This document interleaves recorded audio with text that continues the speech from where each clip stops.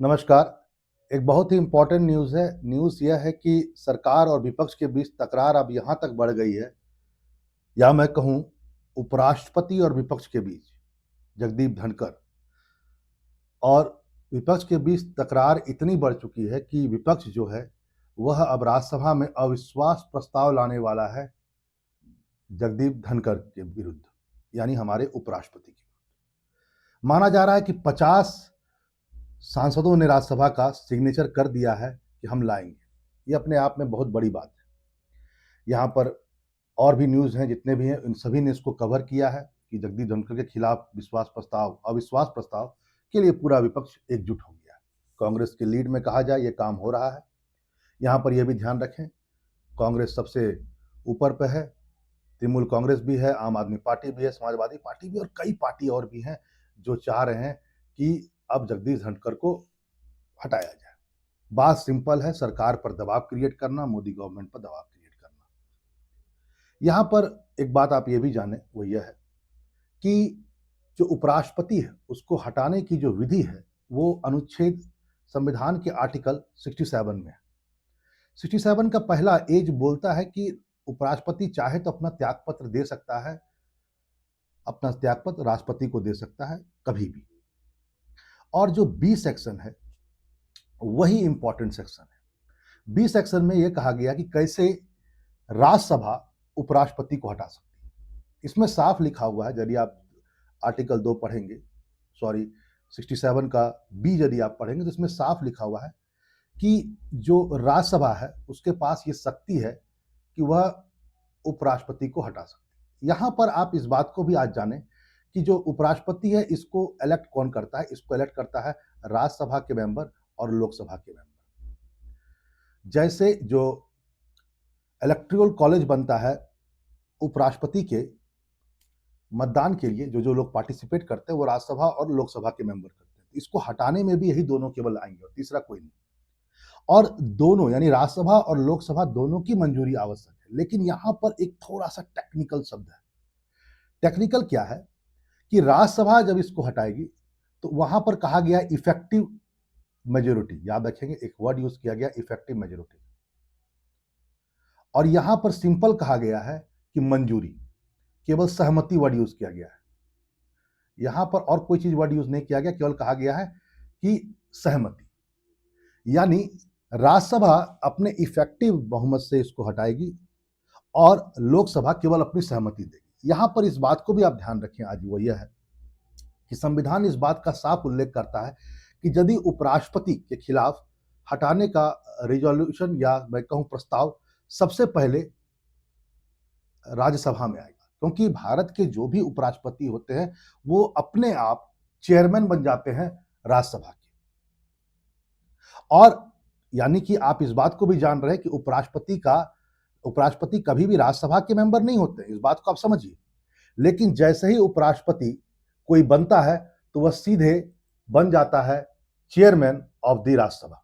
इसलिए राज्यसभा को ही शक्ति दी गई है कि सबसे पहले वहीं पर बिल आएगा उपराष्ट्रपति को हटाने का। इसमें ऐसा कोई बात नहीं कहा गया है कि कितने लोग साइन करके देंगे, सिंपल कहा गया है कि सबसे पहले राज्यसभा में आएगा और राज्यसभा इफेक्टिव बहुमत से जब इसको पारित कर देगा तो लोकसभा भी इसको पारित करेगा या पास करेगा। लेकिन केवल वर्ड यूज किया गया है, केवल सहमति। यहां पर एक बात और भी ध्यान रखें, बाकायदा कहा गया कि राज्यसभा में ऐसा कोई भी बिल यदि आता है तो 14 दिन पूर्व सूचना देना होगा आपको। यदि आप कोई संकल्प पारित करना चाहते हैं तो इसकी पूर्व सूचना आपको 14 दिन पहले देनी होगी। यहां पर यह बात कहा गया। अब आते हैं इफेक्टिव बहुमत क्या होता है।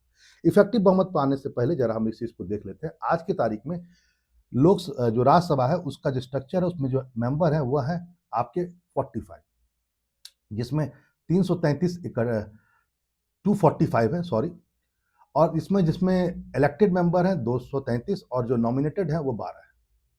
ध्यान से सुने। लेकिन इसमें यदि मैंने आपसे एक बात कही, इफेक्टिव मेजोरिटी से बात की गई। इफेक्टिव मेजोरिटी का मतलब क्या है, जरा सुन लीजिए। इफेक्टिव मेजोरिटी में देख लेते हैं, बात को समझते हैं कि इफेक्टिव मेजोरिटी का मतलब है कि जितना स्ट्रेंथ है राज्यसभा का जो भी स्ट्रेंथ है उतने लोग उस दिन प्रेजेंट होने चाहिए और उसका बहुमत। लेकिन इफेक्टिव में एक वर्ड जो समझना आपको ये है कि मान लेते हैं अभी 10 सीट वैकेंट है, मान लेते हैं किसी की मृत्यु हो गई हो या कोई दूसरा सदन में चला गया हो या कोई किसी का कार्यकाल पूरा हो गया हो, चुनाव ना हुआ हो, 10 सीट वैकेंट है। तो इफेक्टिव में क्या होता है, प्रभावी जो बहुमत होता है इसमें क्या होता है, ये 10 सीट को नहीं जोड़ा जाएगा। मतलब 245 है टोटल सीट, इसमें से अभी कितने हैं, 235। ठीक है, 235। तो अब ये 235 का बहुमत होगा। आपको समझ में आ रहा होगा इफेक्टिव बहुमत मतलब कि जितने लोग हैं इलेक्टेड, जितने लोग अभी मेंबर हैं, वैकेंट सीट को छोड़ करके वो सारे उस दिन प्रेजेंट होंगे और इसका बहुमत अब आप जोड़ सकते हैं 135 का जो भी हाफ होगा +1, 135 का जो भी हाफ होगा उसका वो कर दीजिए और +1। यदि ये हो जाता है तो क्या हो जाएगा, ये राज्यसभा में पास हो जाएगा और यहां से पास होने के बाद ये जाएगा लोकसभा। लोकसभा में केवल कहा गया है कि सहमति, यहां पर ध्यान रखेंगे सहमति यूज किया गया है वर्ड, यानी कि साधारण बहुमत। साधारण बहुमत क्या होता है जरा समझ लीजिए। मान लेते हैं लोकसभा में अभी सीट जो है वो है 543। ठीक है, ध्यान रखेंगे आप, टोटल सीट इतने लोग जीत कर गए। अब मान लेते हैं जिस दिन कोई इसका प्रस्ताव आया हो वहां से राज्यसभा के बाद यहां पर लोकसभा में आएगा। अब यदि आएगा तो यहां पर मान लेते हैं उस दिन 400 लोग प्रेजेंट हुए, लेकिन जब वोटिंग की बारी आई तो कुछ लोग बाहर निकल गए, 100 लोग बाहर निकल गए, बोले हम नहीं शामिल होंगे, 300 लोग प्रेजेंट हुए। अब इस 300 का हाफ कर दीजिए आप 150। यही है सहमति, मतलब सामान्य सहमति इसी को कहा जाएगा, इसके सिवाय कुछ नहीं।